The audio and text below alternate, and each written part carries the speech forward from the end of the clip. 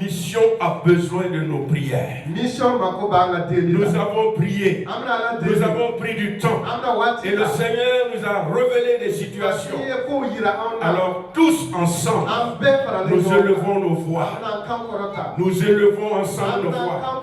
Et nous prions pour ces trois sujets. Dimanche, jour de culte, nous sommes à l'église des Assemblées de Dieu de Lafia-Bougou, secteur 20 de la ville de Bobo-Dioulasso.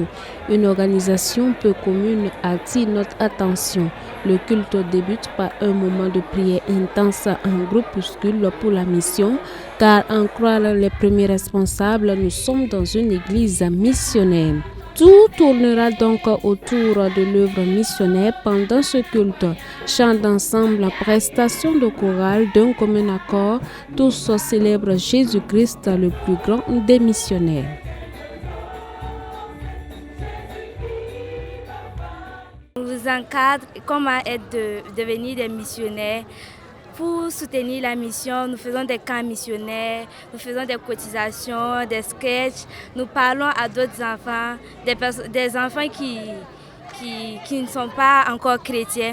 Nous les parlons de Jésus, nous essayons de les évangéliser, que ce soit à Bobo ou bien dans les villages. C'est l'affaire de tous.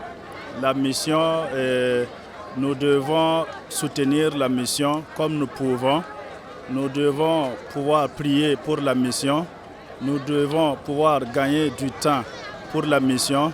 Nous devons pouvoir apporter nos finances pour la mission. Les femmes participent activement à l'œuvre missionnaire. D'abord par la prière d'intercession. Nous prions beaucoup pour la mission, les missionnaires et tous les intervenants.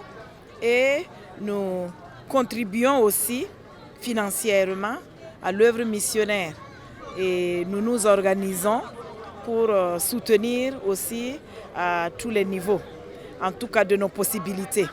Et vraiment, c'est une grâce de servir le Seigneur.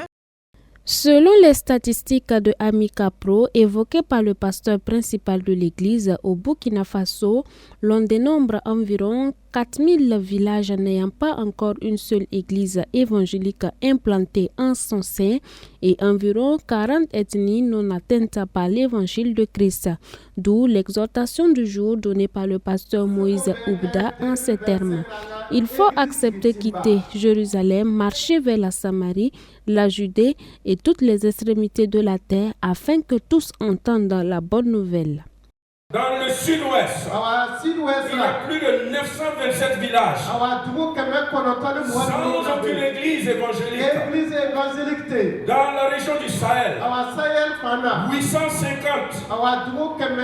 Dans la région du centre-est, centre-est, 553 villages. Dans la région du nord, 543 villages. Pourquoi après 100 ans, l'Église n'arrive pas à toucher ces villages? Dieu interpelle l'Église du Burkina Faso qui est forte aujourd'hui, financièrement forte, spirituellement forte, à s'intéresser maintenant aux autres peuples. Et que nous appelons les peuples non atteints. Ils sont nombreux.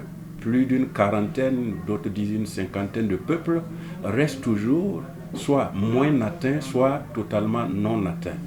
Et ce n'est pas des missionnaires qui sont venus 100 ans passés qui vont revenir encore moissonner ce champ. Non, c'est l'église du Burkina Faso qui a grandi aujourd'hui et qui a en son sein des valeureux hommes de Dieu.